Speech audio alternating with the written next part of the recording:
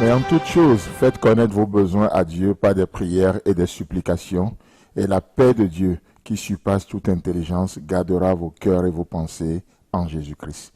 Chers frères et sœurs en Christ, chers amis, chers internautes, c'est avec cette pensée de Paul aux Philippiens que nous vous accueillons dans la 6e session de notre grande conférence CIB 2021. Nous allons prier.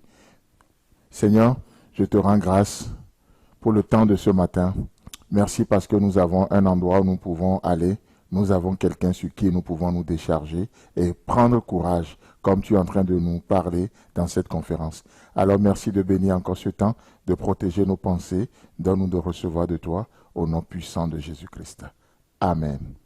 Alors, chers amis, nous continuons dans notre conférence et ce matin, nous allons recevoir pour nous un chantre, Christian Ouenesso. Il a son premier album déjà sur le marché et il a été invité dans cette conférence à partager son cœur pour le Seigneur, son cœur d'adorateur avec nous. Donc, je vous demande d'accueillir le frère Christian Ouenesso.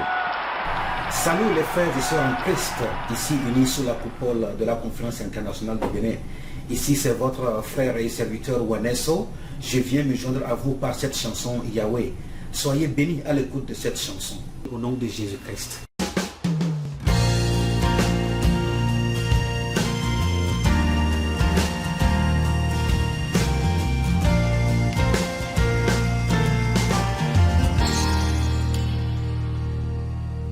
J'ai marché longtemps, très longtemps sur les avenues sans issue.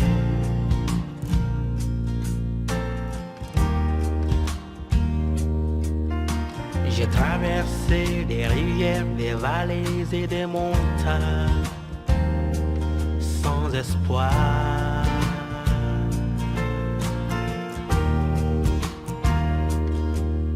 Je croisais le fer avec les anges de l'enfer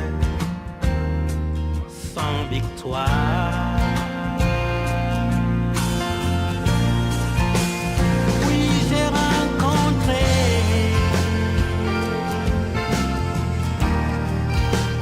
le sauveur du monde.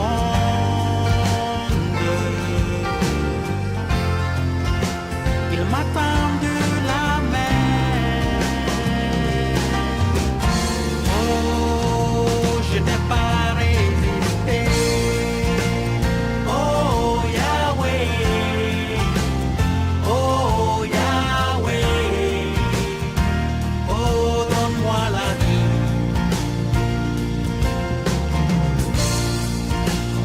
Oh Yahweh, oh Yahweh, accepte-moi.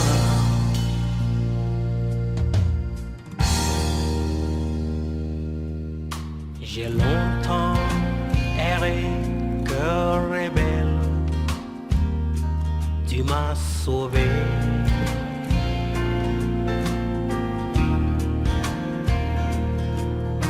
Je comptais sur moi, sur les hommes, sur les forces obscures et la science.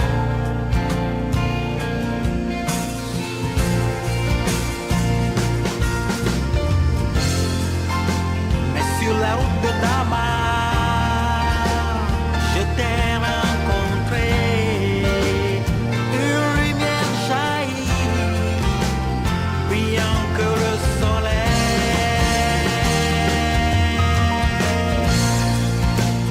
Oh Yahweh,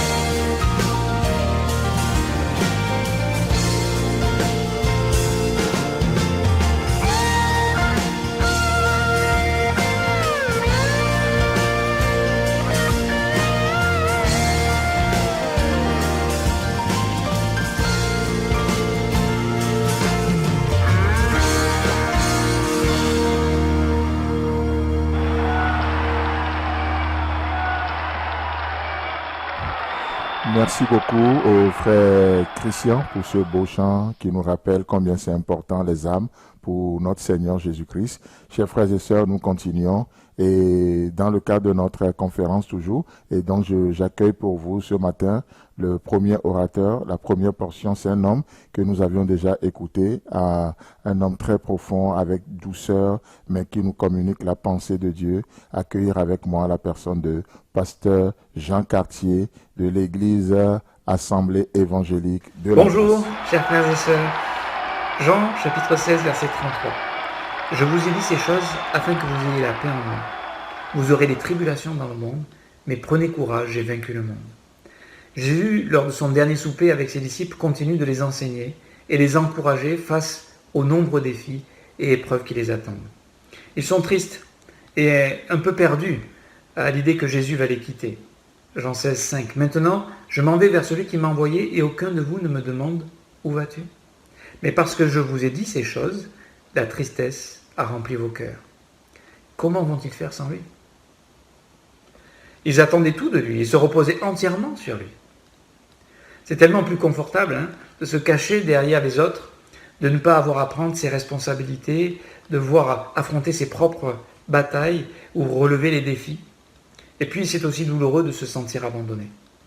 Cela conditionne trop souvent nos émotions, qui sont de plus agressées par les impressions projetées par le diable. Alors nous devenons prisonniers de raisonnements qui s'opposent toujours à la vérité révélée de la parole de Dieu. Nous nous appuyons encore trop souvent sur notre propre sagesse. C'est pourquoi Proverbe 3,5 nous rappelle « Confie-toi en l'Éternel de tout ton cœur.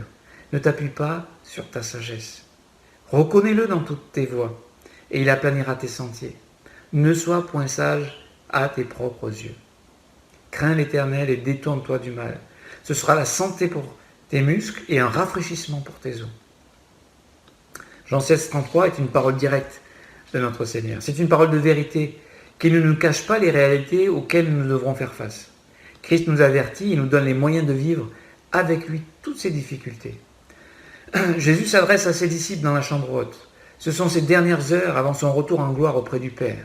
D'où l'importance de ces paroles. Au chapitre précédent, Jésus enseigne sur la bataille spirituelle, la haine du monde envers lui et par conséquence la haine du monde envers nous. Jean chapitre 15, verset 18. « Si le monde vous hait, sachez qu'il m'a haï avant vous. Si vous étiez du monde, le monde aimerait ce qui est à lui. Mais parce que vous n'êtes pas du monde et que je vous ai choisi du milieu du monde, à cause de cela, le monde vous hait. Souvenez-vous de la parole que je vous ai dite. Le serviteur n'est pas plus grand que son maître. S'ils m'ont persécuté, ils vous persécuteront aussi. S'ils ont gardé ma parole, ils garderont aussi la vôtre. Mais cela est arrivé afin que s'accomplisse la parole qui est écrite dans leur loi. Ils m'ont haï sans cause. » Jésus annonce son départ et laisse ses disciples dans une situation plutôt difficile et déconcertante. Voici ce que ma chair, ce que l'homme naturel, l'homme de ce monde avec sa sagesse aurait préféré entendre à la place du verset 33. « J'ai vaincu le monde. Tout ira bien pour vous. Vous n'aurez plus à souffrir, ni peine, ni injustice. Profitez tranquillement de ma paix. » Nous sommes prompts à nous détourner de la parole infaillible et à nous perdre dans le faux évangile de prospérité qui n'est pas seulement vain, mais bien plus il est séduisant, mensonger et trompeur. Comme son auteur le diable qui souhaite notre perte.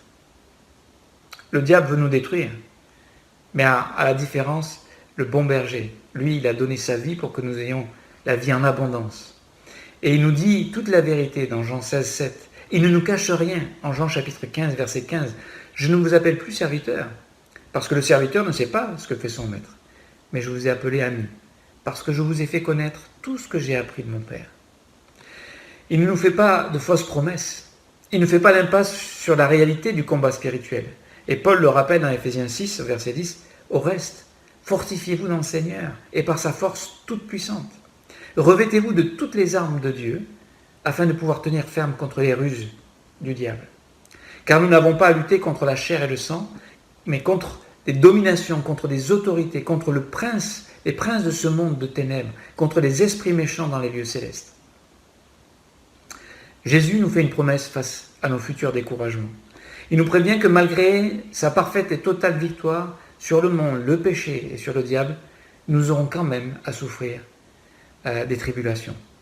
des pressions, des oppressions, des afflictions, des détresses, des injustices. En réalité, Dieu ne nous épargne pas les problèmes, parce qu'il veut nous en faire triompher, comme lui-même a triomphé de ce monde. Même si notre Seigneur est retourné dans sa gloire auprès du Père, il ne nous a pas laissés sans provision.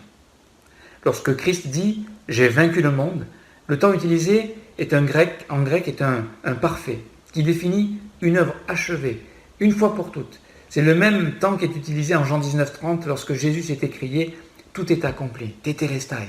C'est l'œuvre accomplie. Voilà notre provision. C'est déjà accompli. La victoire est déjà nôtre. Et on peut lire dans Hébreux chapitre 10, verset 12, « Lui, donc il s'agit de Jésus, après avoir offert un seul sacrifice pour les péchés, s'est assis pour toujours à la droite de Dieu. Attendant désormais que ses ennemis soient devenus son marchepied, car par une seule offrande, il a amené à la perfection pour toujours ceux qui sont sanctifiés. » Voilà, c'est accompli, c'est fait. Il nous a sanctifiés, nous sommes parfaits, nous sommes assis avec lui dans les lieux célestes. Mais il y a encore un peu de temps à attendre avant que sa victoire soit totalement révélée dans le monde. Elle est définitive, sa victoire, elle est parfaite. Mais elle ne s'est pas réalisée sans souffrance, sans oppression, sans opposition. Et d'ailleurs, c'est au travers de toutes ces tribulations que notre Sauveur nous révèle la grandeur de son amour pour le Père et pour nous. Son exemple, ses souffrances, parle fort et nous encourage. Sa victoire sur le monde, sur le péché, nous offre un salut éternel, un avenir glorieux. Nous sommes devenus enfants de Dieu. Romains 8,15.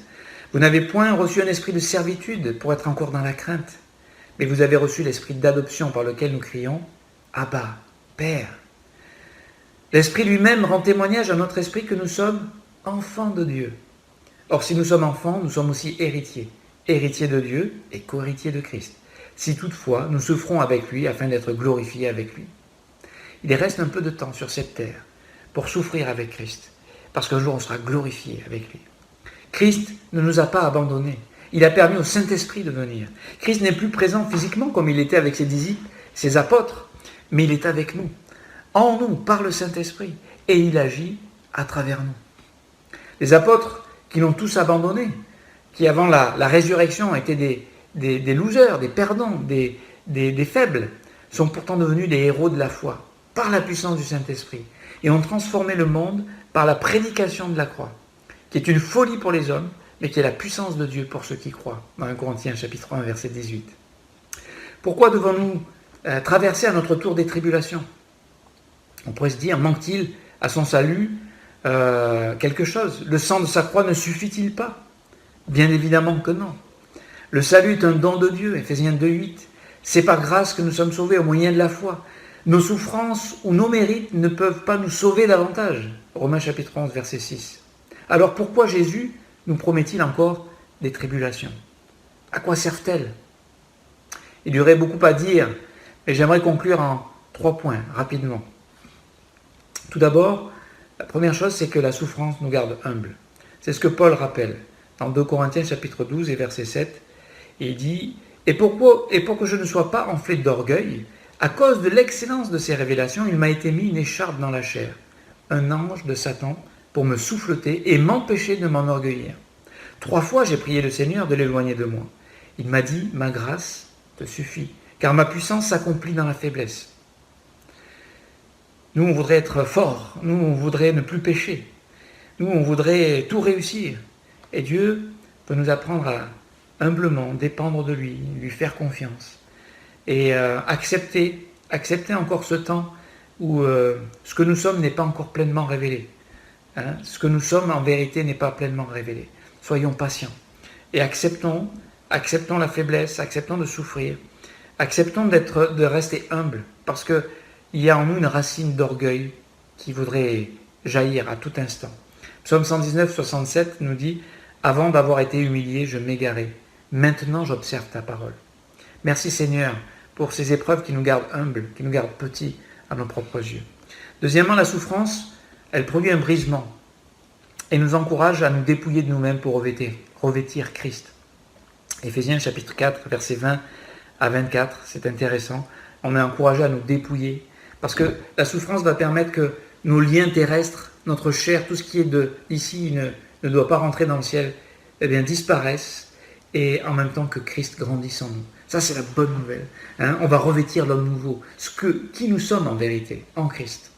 Donc elle nous débarrasse de tout ce qui est terrestre pour laisser grandir en nous ce qui est éternel, ce qui est pur et parfait, Christ en nous. Et troisièmement, la souffrance imméritée nous permet de nous identifier à Christ et comprendre davantage le prix de son amour pour nous et pour les autres, ce qui devient paradoxalement la source de notre joie. 1 Pierre 4,13 Réjouissez-vous au contraire de la part que vous avez aux souffrances de Christ, afin que vous soyez aussi dans la joie et dans l'allégresse lorsque sa gloire apparaîtra. Que Dieu vous bénisse. Merci beaucoup à notre cher ami pasteur Jean Cartier, le pasteur intergalactique. Que Dieu te bénisse. Merci pour ce mot que tu nous avais passé la dernière fois, c'est merveilleux. Et donc nous continuons simplement pour recevoir la deuxième portion d'un ami, un pasteur, qui est déjà aussi passé dans cette conférence. Il sert aujourd'hui le Seigneur en Finlande. Donc accueillir avec moi le pasteur David Rouquet. Je vous ai dit ces choses afin que vous ayez la paix en moi. Vous aurez des tribulations dans le monde, mais prenez courage, j'ai vaincu le monde.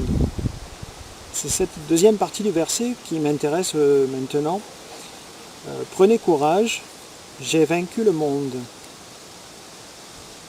L'apôtre Jean, en citant les paroles de Jésus, nous parle du monde de différentes manières. Bien sûr, il y a le monde créé, l'univers que Dieu a créé, et ça c'est magnifique. Dans le psaume 19, il nous est parlé de la beauté et de la révélation de Dieu. C'est donc pas de cela dont il est question ici, ni non plus le sens de la nature humaine ou les hommes. Dieu a tant aimé le monde qu'il a donné son Fils unique, afin que quiconque croit en lui ne périsse pas, mais qu'il ait la vie éternelle, en Jean 3,16. Ici, il nous est parlé d'un monde particulier, un système organisé qui est rebelle à Dieu et qui est l'esprit de ce siècle, qui est l'esprit de notre âge. Il y a plusieurs sens, plusieurs mots, plusieurs expressions dans la Bible. Et il nous est parlé de cet esprit dans lequel nous marchions auparavant, en Éphésiens 2, verset 2, nous marchions selon le train de ce monde. Et en Galates 1, verset 4, il est dit que Christ, lorsqu'il s'est donné lui-même, c'était pour nous arracher au présent siècle mauvais. Plus tard, en Jean chapitre 17, dans sa prière, il dira que nous ne sommes pas du monde. Nous sommes sortis du monde. Nous sommes passés d'un royaume à un autre. Ce monde, ou l'esprit de cet âge, comprend beaucoup de choses. Des coutumes, des traditions, des maximes, des proverbes, des principes, des désirs, ce que les gens désirent aujourd'hui, un certain type d'amitié, un type de gouvernance, même la façon de faire du business. Et tout cela est communiqué, les valeurs sont communiquées par la télé, la mode, la façon de s'habiller. Le monde, on va dire, se diffuse un peu partout. L'esprit du monde se diffuse un peu partout. L'esprit du monde, ça va être pas forcément quelque chose de négatif. Vous avez Salomon, par exemple, qui construit un palais, a de grands serviteurs, établit des écuries, obtient de grandes richesses, recherche même la connaissance et avoir de bons diplômes, et pour être reconnu, pour avoir de la reconnaissance, de la popularité dans ce monde. Eh bien ça, c'est aussi l'esprit de ce monde, qui est d'exister, d'être accepté, d'être aimé par ce monde. Être ami de Dieu, c'est être ennemi du monde, nous dira les Écritures. C'est un Félix qui va chercher constamment la faveur de César. C'est le jeune homme riche qui était une personne morale et religieuse, mais en même temps qui recherchait les grandes richesses et avait de grandes possessions, et c'est pour ça qu'il ne voulait pas suivre Christ. Et donc le monde peut petit à petit insinueusement rentrer dans notre âme et saper notre vigueur. Un peu comme dans une ville, vous savez, vous avez de la pollution sur les villes, on en parle beaucoup aujourd'hui dans les actualités, eh bien cette pollution, elle ne va pas rester simplement dans l'air, on va la respirer. Eh bien un chrétien, dans son âme, peut respirer cet esprit du monde. Et donc, quel est le résultat de ce qu'on voit dans le monde et qu'on peut voir aussi dans l'Église? Eh bien, premièrement, je dirais, un premier point, ce serait la vision fausse du péché. D'un côté, vous allez avoir un excès où on va dire le péché n'existe pas, donc une société laxiste. Vous avez, c'est surtout en Europe, vous avez les valeurs LGBT qui sont poussées, qui sont mises en avant dans nos écoles, etc. Et puis vous avez d'un autre côté, vous avez un autre extrême qui s'élève aussi et qui va avoir une vision du péché complètement extrême. Et vous avez par exemple l'islam qui est là pour lutter contre le péché. Et il faut la loi religieuse va faire que tu vas peut-être il faut combattre le péché par tes propres efforts. De toute manière, c'est une idée fausse de ce qu'est le péché. Le monde, dans son esprit, a de mauvaises définitions. Et puis, le monde va aussi amener une mauvaise compréhension de la vérité. Alors, on se pose la question, comment est-ce que Christ, finalement, a vaincu le monde? J'aimerais vous citer quelques points intéressants sur cet aspect-là. D'abord, il a vaincu par sa vie. Et on ne sait que très peu de choses sur les 30 premières années de la vie de Jésus. Eh bien, c'est déjà un message en soi, je dirais. Le fait qu'il soit soumis à des autorités qui étaient en place, le fait qu'il ait été à la synagogue et que pourtant, on sait que rien n'était parfait en Israël. Eh bien, c'était quelqu'un qui savait attendre son temps. L'esprit du monde dit « prends maintenant ». Dieu, Jésus-Christ, lui, il arrive et il prend son temps. Il est dans le calme, il est dans la confiance. Il sait que la vérité aura le dernier mot. Et donc, quand il fait face à une opposition, quand il fait face à un mensonge, quand il fait face à de fausses philosophies, eh bien, il a de fausses traditions, de fausses croyances, il a un appoint, il a une confiance, et il sait que la vérité saura se défendre et va gagner à la fin.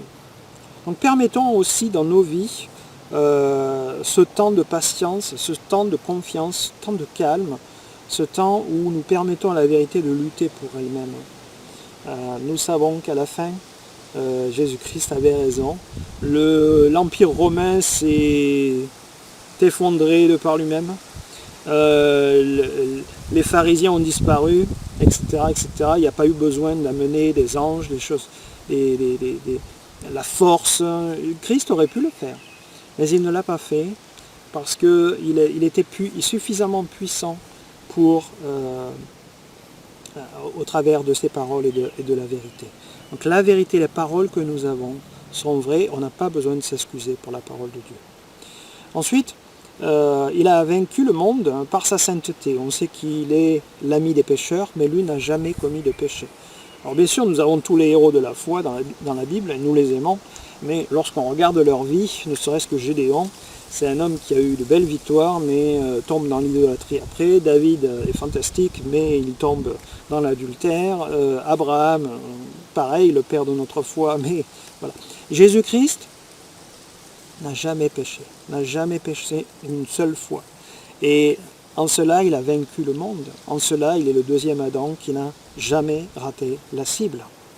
Il a vécu pour la gloire de Dieu. Ensuite, il a vaincu le monde par son amour inconditionnel. L'amour, c'est la seule force qui peut vaincre dans ce monde. Vous savez, quand quelqu'un se met en colère, quand quelqu'un perd son calme, il a déjà perdu la bataille. Mais Christ, lui, il savait se contrôler. Il n'était pas insécure, il n'était pas enchaîné par la popularité. Il ne cherchait pas cela. Christ a vaincu le monde aussi par son calme. Quand les gens voulaient faire de lui quelqu'un de populaire, lui se retirait et allait prier son Père. Lorsque les gens se moquaient de lui, lui n'en faisait pas cas. Le calme d'un chrétien, d'une chrétienne, c'est ce qui doit nous caractériser dans ce monde. Il a vaincu ce monde par sa mort. Et ça, c'est intéressant. Vaincre le monde par le sacrifice de soi. Je dirais que c'est la chose la plus précieuse que nous avons. C'est qu'il y a eu un homme, à un moment donné, qui, par amour pour Dieu, par amour pour les hommes, n'a fait aucun cas de sa propre vie. Et en cela, il a mis un coup fatal à l'essence même du monde. Parce que l'essence même du monde, c'est prends pour toi-même, sers-toi maintenant, prends plaisir pour toi, sers-toi. Et ce n'est pas ce que Jésus nous a montré. Par sa mort, par son sacrifice, il nous a réconciliés, il nous a rachetés. Et il a fait de nous, par son esprit, des serviteurs volontaires. Nous sommes aussi devenus des gens qui sommes capables de donner notre vie de manière inconditionnelle, parce que nous n'avons rien à gagner. Et c'est en cela que nous pouvons gagner le monde.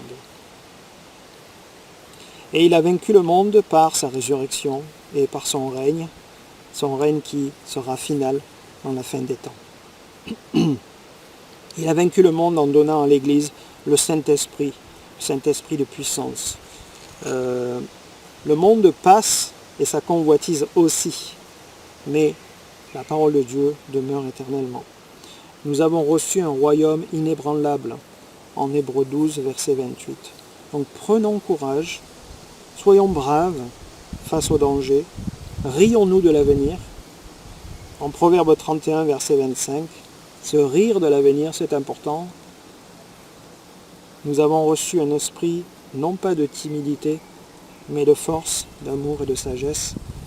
Alors, pour conclure, notre foi triomphe du monde, nous connaissons la parole de Dieu, nous sommes remplis du Saint-Esprit, nous avons la prière avec nous, nous sommes toujours en train de chercher la direction de l'Esprit de Dieu, et nous avons l'exemple de Christ qui nous a montré que même dans sa plus grande faiblesse, il a vaincu la plus grande puissance.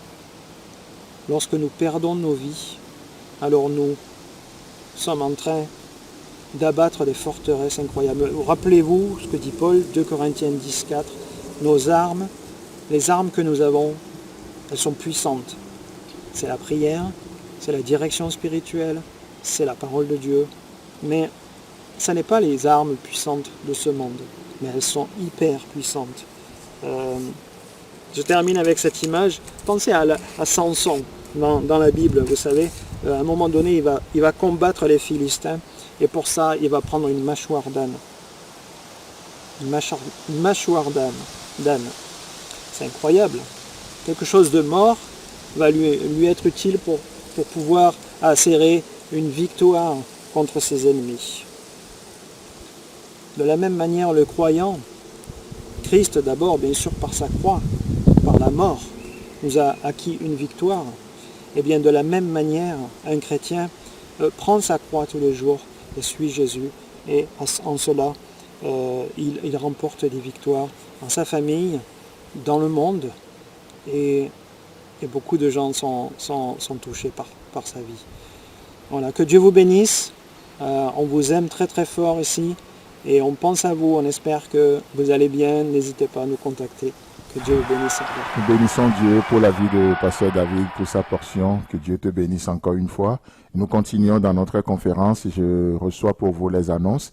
Alors, nous sommes dans notre 6e session, comme vous le voyez déjà. Donc, ce soir, à 19h30 GMT plus 1, nous aurons notre 7e session et 19h30 GMT plus 1. N'oubliez pas le plus 1, ajoutez seulement plus 1.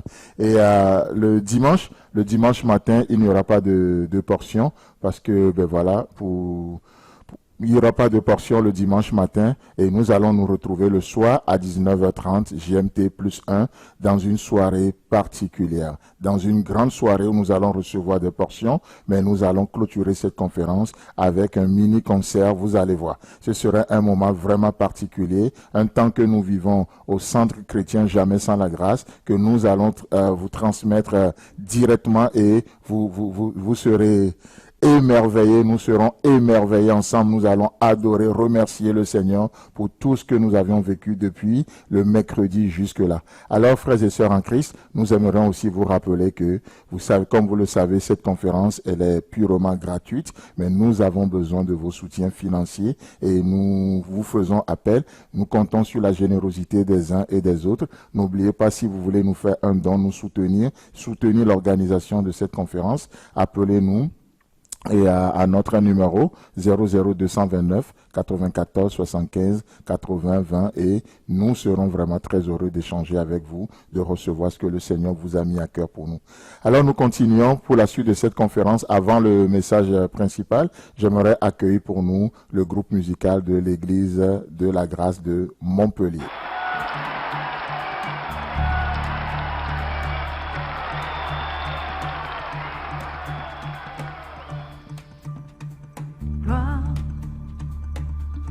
Jésus soit la gloire. Gloire à Jésus soit la gloire. Gloire à Jésus soit la gloire. Gloire à Jésus soit la gloire. Gloire à Jésus soit la gloire. Gloire à Jésus soit la gloire.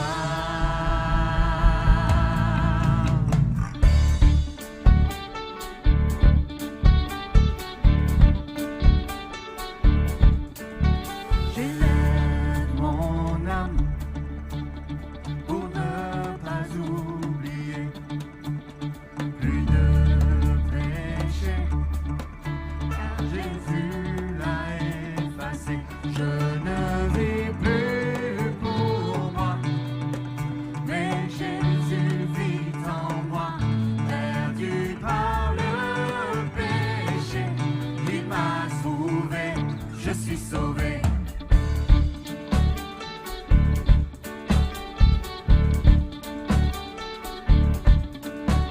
Je n'ai rien fait, j'ai regardé la croix, tout a changé, rien d'autre ne peut compter, plus de peine de crainte, je peux me tenir debout, pour toi la mort, où est ton aiguillon?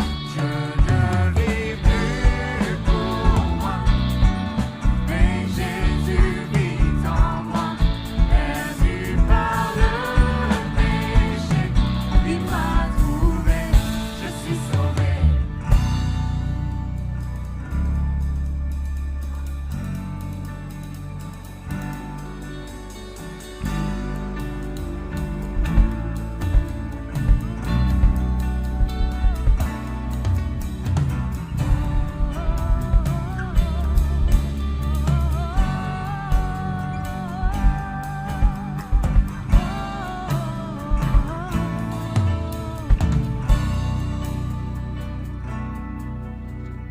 Gloire à Jésus soit la gloire. Gloire à Jésus soit la gloire.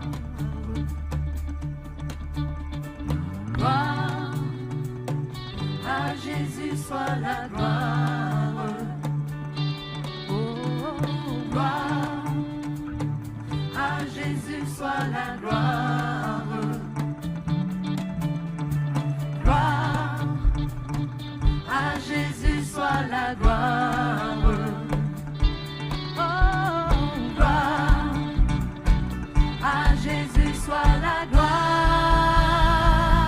Je ne vis plus pour moi, mais Jésus vit en moi, perdu par le péché. Il m'a trouvé, je ne vis plus pour moi, mais Jésus vit en moi,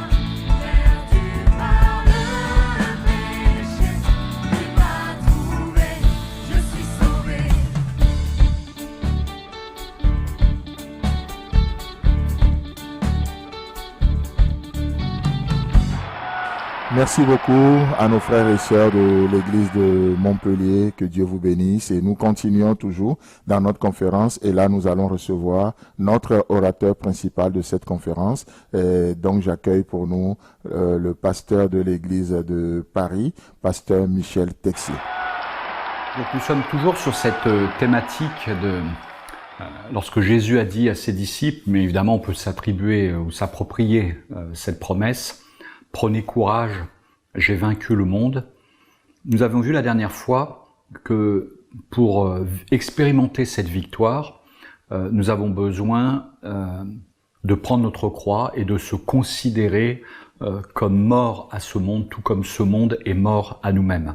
On avait lu ensemble Galates 6,14 où il est dit « Pour ce qui me concerne, loin de moi la pensée de me glorifier d'autre chose que de la croix de notre Seigneur Jésus-Christ, par qui, donc par la croix et par le Seigneur Jésus-Christ, par qui le monde est crucifié pour moi, comme je le suis pour le monde. » Donc, on va vivre des situations difficiles, que ça soit dans notre être intérieur, dans notre âme, mais ça peut aussi être au travers des circonstances, de l'opposition, des divisions parfois dans le corps de Christ. Donc nous allons vivre des choses difficiles, mais on doit prendre courage parce que tout ce qui est de la chair, du monde du diable, a été vaincu. Donc on doit prendre une distance par rapport à ça et prendre notre croix pour expérimenter la vie éternelle. Quand on a été sauvé, on a cru dans la croix de Jésus-Christ et on a été transporté, selon Colossiens, du royaume de ce monde dans le royaume du Fils de son amour. Et de la même manière, quand on prend sa croix chaque jour, nous avons accès à la vie éternelle et non pas à la vie mortelle dont je vous avais parlé. Et cette vie éternelle qui ne change pas, qui est stable, où il y a une quiétude, une paix, un repos, nous permet, nous, d'expérimenter par le Saint-Esprit ce repos et d'avancer dans les promesses de Dieu et d'obéir par la foi. Et c'est comme ça qu'on va être mort au rejet, mort aux insultes, mort à la trahison parfois, des gens nous trahissent, mort à la culpabilité que nous pouvons des fois porter parce que nous n'avons pas tout fait parfaitement. Et donc on va être mort à tout ça. Et c'est ça la victoire en fait. La croix obtient pour nous cette victoire qui nous permet de plus être assaillis.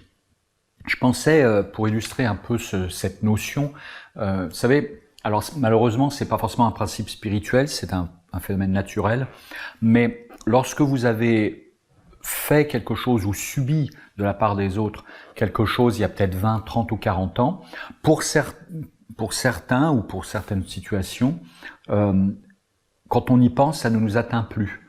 On dit souvent le temps a fait son œuvre. Alors quand je dis que c'est pas forcément spirituel, c'est dans le sens où c'est pas par l'œuvre de la croix qu'on a forcément oublié ou qu'on est protégé, c'est grâce au temps.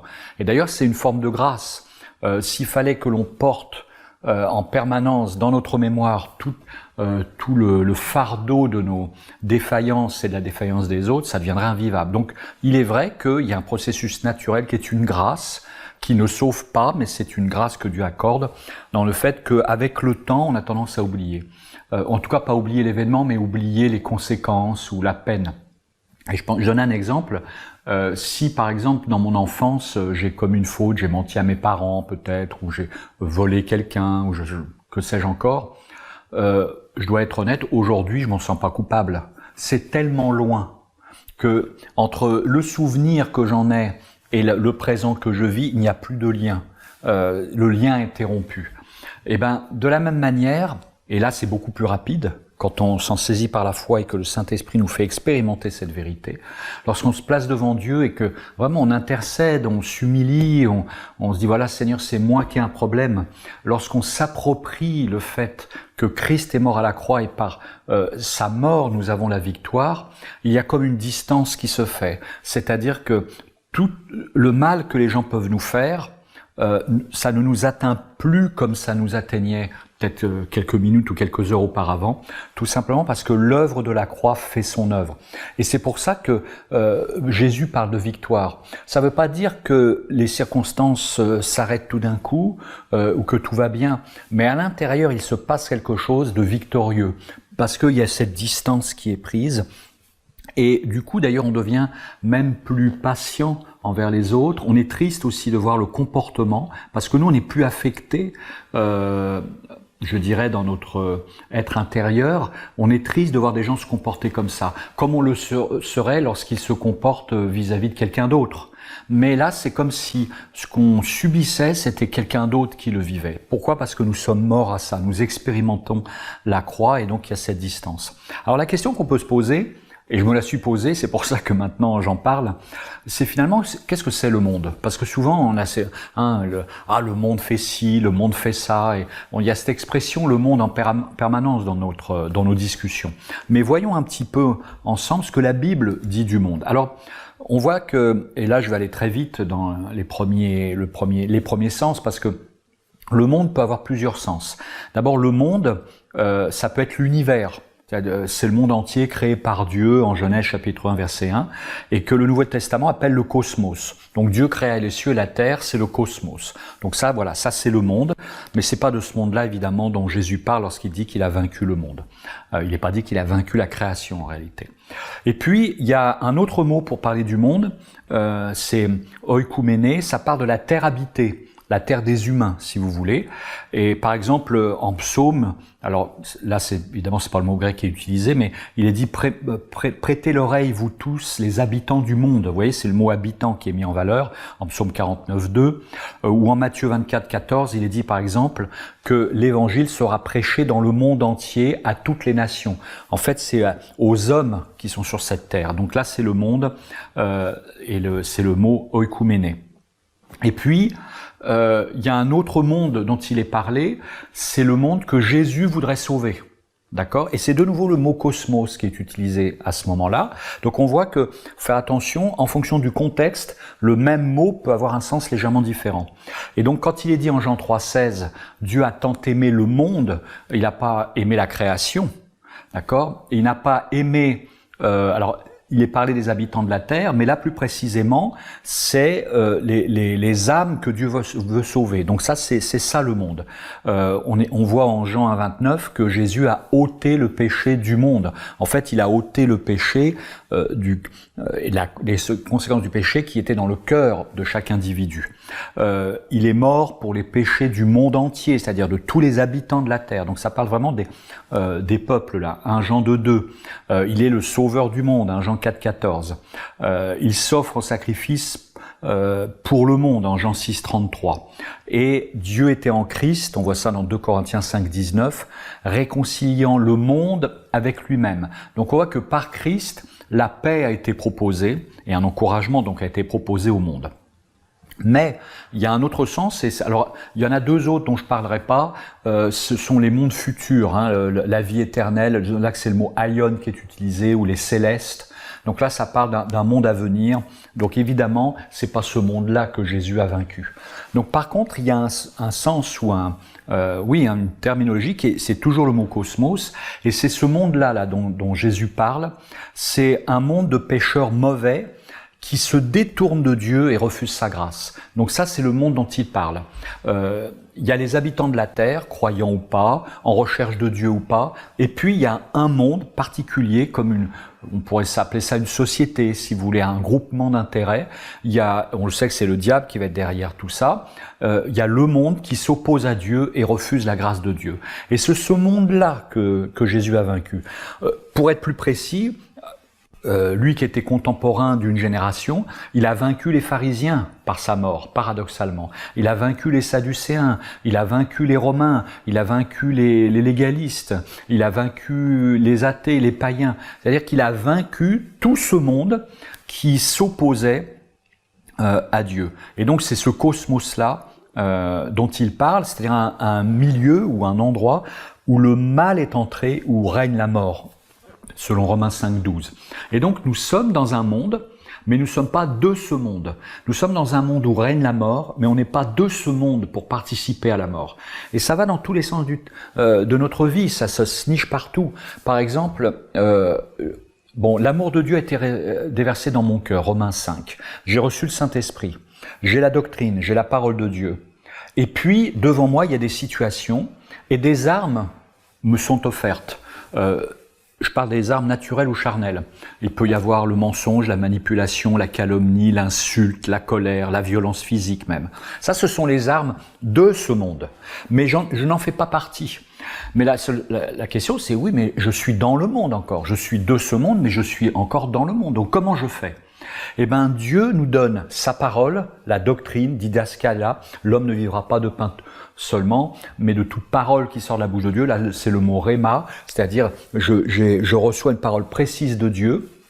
Et à partir de ce moment-là, j'obtiens la victoire devant les situations sans utiliser les armes du terrain sur lequel je me trouve, à savoir ce monde. Et c'est dans ce sens-là où je prends ma croix et je garde cette distance avec le monde. Je ne suis pas du monde. Donc je suis encouragé parce que Dieu m'a donné des armes pour avoir une victoire. Par exemple, face à la haine, je peux rester calme, c'est une victoire. Je peux être patient, c'est une victoire. Je peux même aimer mes ennemis.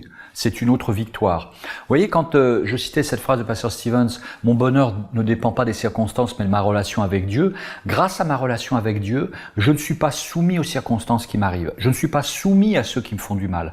Je ne suis pas, je l'espère, soumis à ma chair. Et donc c'est en ce sens-là qu'on doit prendre courage.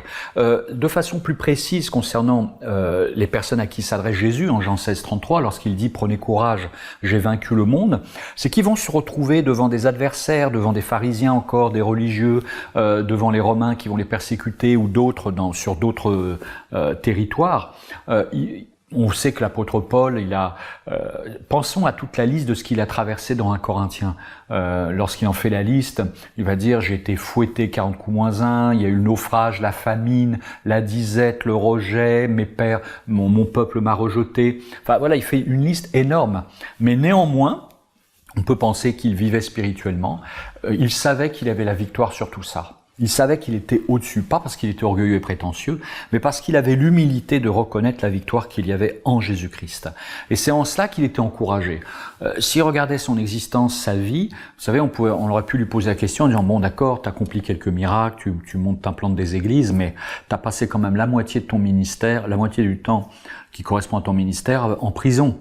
Regarde comment tu finis. » Donc il y avait de quoi se démoraliser, sachant qu'en général, on se souvient plus des mauvais moments que des bons dans ces cas-là.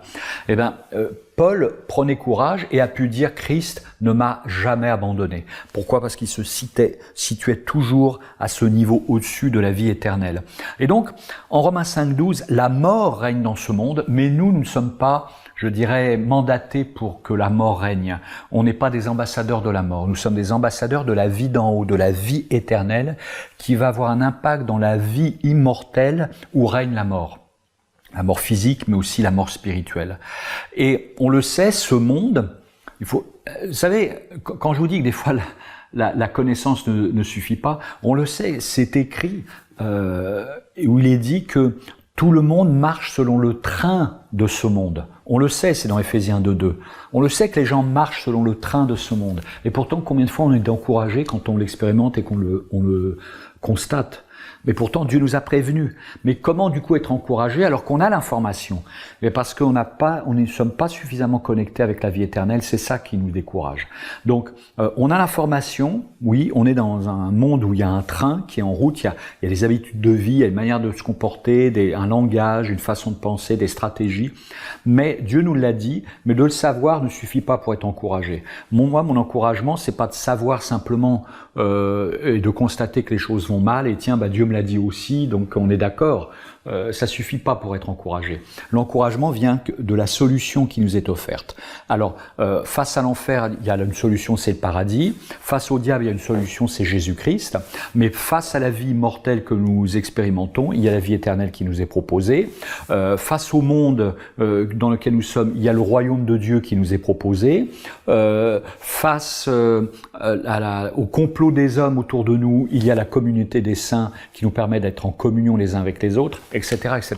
C'est-à-dire que aujourd'hui, on est encore dans ce monde, alors qu'on aimerait peut-être déjà être avec Christ, mais néanmoins, nous sommes encouragés parce que Dieu nous donne la provision. La provision, oui, c'est ça.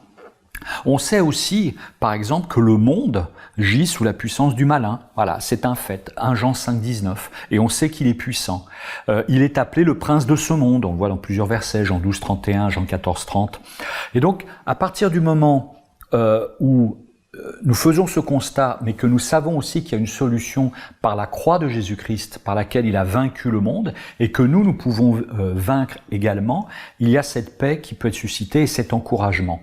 Vous savez, le monde, c'est fou parce que Dieu nous envoie dans le monde annoncer la bonne nouvelle, Matthieu 28, et pourtant, en 1 Corinthiens 1, 20 et 21, Paul nous dit que l'évangile est vu par ce monde comme une folie. Et j'allais dire réciproquement, nous voyons le monde comme une folie, mais le monde voit l'évangile comme une folie.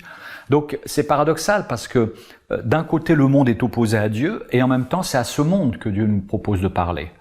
Et c'est là où on doit croire par la foi que dans ce monde, mais on le sait parce que nous en faisions partie aussi, nous aussi nous marchions selon le train de ce monde. Néanmoins, nous savons qu'il y a des individus que Dieu cherche, que Dieu envoie, qui sont aveugles, et nous allons leur dire, prends courage, il y a une autre vie que celle que tu es en train d'expérimenter et qui te plaît pas. Pensons, alors évidemment Lot était déjà sauvé, mais c'est pour vous donner une image. On sait que Lot se morfondait de voir ce qui se passait à Sodome et Gomorrhe. Que s'est-il passé? Il a été appelé à en sortir, dans des circonstances particulières, mais n'empêche que c'est un fait. C'est Dieu qui a envoyé les anges, grâce aussi à l'intercession d'Abraham, qui priait selon le cœur de Dieu, et Dieu a envoyé des anges pour appeler Lot à sortir de Sodome et Gomorrhe. Il lui a proposé une autre vie, un autre départ. Malheureusement, il n'en a pas profité, on sait ce qui s'est passé après avec ses filles. Mais tout ça pour vous dire que de la même manière, dans le Sodome et Gomorrhe dans lequel nous vivons, il y a des gens qui se morfondent, croyants ou pas, et nous sommes appelés à être des anges, des envoyés pour aller leur proposer un encouragement et une solution pour leur vie. Donc nous sommes en terrain hostile et en même temps, il y a des, il y a des promesses qui nous sont faites. Et donc, pour ça, on a besoin, selon 1 Corinthiens 2,12, de vivre par l'Esprit. C'est-à-dire que c'est l'Esprit de Dieu qui nous permet de lutter contre l'esprit du monde. C'est pas simplement en faisant un constat et des gens en se décourageant et en se disant moi je suis pas de cela. Non, c'est de dire par l'Esprit de Dieu je peux combattre l'esprit de ce monde et accepter finalement ce que je traverse. Vous savez, je ne sais pas ce qui en est dans votre pays, mais nous dans notre pays il y a des lois qui sont votées, des lois dites éthiques, mais en fait qui n'en sont pas. C'est pas éthique du tout. Ça va à l'encontre du bon sens même, mais en tout cas ça va à l'encontre du sens de Dieu et du sens de la vérité. Il y a de quoi être découragé. On se dit mais dans quel monde on vit, dans quel monde on va laisser à nos enfants? Il y a de quoi être découragé. Et en même temps, on doit se dire ouais mais ce monde va passer. Ce monde va passer. La parole de Dieu, elle, demeure éternellement. Dieu ne change pas. Et du coup, il y a une paix qui peut m'envahir. Il y a de l'adversité, il y a des difficultés, il y en aura encore demain, mais je sais que au final, on va expérimenter la victoire. La victoire est déjà là. La victoire, elle est acquise. Mais néanmoins, c'est une question de temps. Vous savez, durant la Seconde Guerre mondiale, à la fin de la Seconde Guerre mondiale, quand il y avait la guerre entre le Japon et les États-Unis, le Japon donc avait envahi pas mal de territoires, et puis il y a eu les bombes atomiques d'Hiroshima et Nagasaki, il y a un traité de paix qui a été, une armistice en tout cas dans un premier temps qui a été signé, et donc le Japon a capitulé, ils ont accepté leur défaite. Mais comme ils avaient envoyé des soldats sur plein d'îles, parce que dans le Pacifique, il y a des centaines, voire des milliers d'îles. Et parfois, il y avait des soldats perdus qui étaient dans un avion, l'avion s'est écrasé en mer, ils ont sauté en parachute, ils se sont retrouvés sur une île. Et donc, il y avait des gens, des Japonais, des soldats, qui avaient encore cette mentalité de combattants et qui voyaient en l'Amérique encore des ennemis, parce qu'ils ne savaient pas que la victoire... Enfin, que la défaite, en tout cas, que l'armistice avait été signé, qu'on n'était plus en guerre. Ils ne le savaient pas. Et il y a même eu des cas assez extraordinaires où on a retrouvé un soldat japonais 30 ans après l'armistice sur une petite île et il avait encore son arme bien astiquée, il était prêt à en découdre, à se battre devant certains envahisseurs. Et en fait, cette personne-là ne savait pas qu'un papier avait été signé, que c'était terminé. Et ben de la même manière, nous on doit avoir cette d'être concentré sur le fait que je regarde pas aux circonstances parce que j'ai été informé que la paix avec Dieu m'a été proposée, que tout ce qui me condamnait a été cloué à la croix, comme il dit en Colossiens, et que voilà, il y a maintenant plus aucune condamnation pour ceux qui sont en Jésus-Christ. Et c'est cette paix-là que j'ai. Mais je suis encore dans un monde en guerre parce que ce monde, le diable, n'accepte pas la victoire de Jésus-Christ. On sait aussi qu'il y a eu sur certaines îles des soldats conscients que le traité avait été signé, mais ils n'acceptaient pas, ils continuaient de se battre. Mais c'était un combat perdu d'avance, parce que de toute façon, c'était impossible pour eux de renverser la situation. Et ben de la même manière, le diable mène un combat qui est perdu d'avance. Notre chair mène un combat qui est perdu d'avance. Le monde mène un combat qui est perdu d'avance. Le monde, on l'a vu, s'oppose à Dieu, s'oppose à la grâce, s'oppose au salut, mais c'est un combat qui est perdu d'avance. Nous savons, sans prétention, que la victoire a été acquise à la croix. Il y a eu quelque chose qui s'est passé lorsque Christ a versé son sang. Et donc, on écoute cette vérité dans notre âme et nous sommes ainsi encouragés. Ça ne veut pas dire que on est enfermé, vous voyez, on se dit un peu comme un moine dans un monastère en disant voilà, je suis plus du monde et j'attends le retour de Christ, mais on vit qu'entre nous, voilà, dans la solitude spirituelle. Non, on est envoyé dans le monde, on vit dans le monde. Mais pour accepter d'être envoyé dans le monde, il faut accepter de prendre sa croix. D'abord pour ne pas être souillé par le monde, mais aussi pour accepter de servir le monde, pour accepter d'annoncer une bonne nouvelle aux perdus, d'annoncer une bonne nouvelle aux aveugles. Mais nous avons en même temps cette victoire qui ne nous rend pas prétentieux, mais au contraire serviteurs.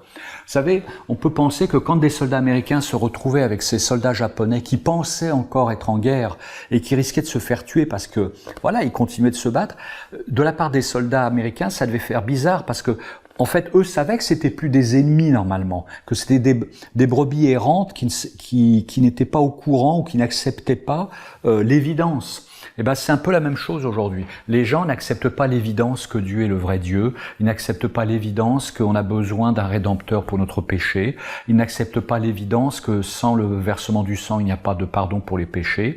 Et ils ne savent pas tout ça. Mais néanmoins, on est à leur service. Nous sommes des mandatés et nous aimons nos ennemis et nous allons au-delà des circonstances. Et donc, à partir de ce moment-là, on peut entrer dans le plan de Dieu qui est le nôtre et vivre en même temps cette victoire qui pourtant n'est pas palpable encore alors que nous sommes sur cette terre. Et c'est pour ça que nous devons vraiment avoir en tête l'attitude qui est la nôtre aujourd'hui. Est-ce que je vis dans ce monde comme quelqu'un de frustré ? Non, ça c'est pas le plan de Dieu pour notre vie. Peut-être que je peux être triste, je peux intercéder, je peux me révolter d'une certaine manière contre le mal et contre le malin.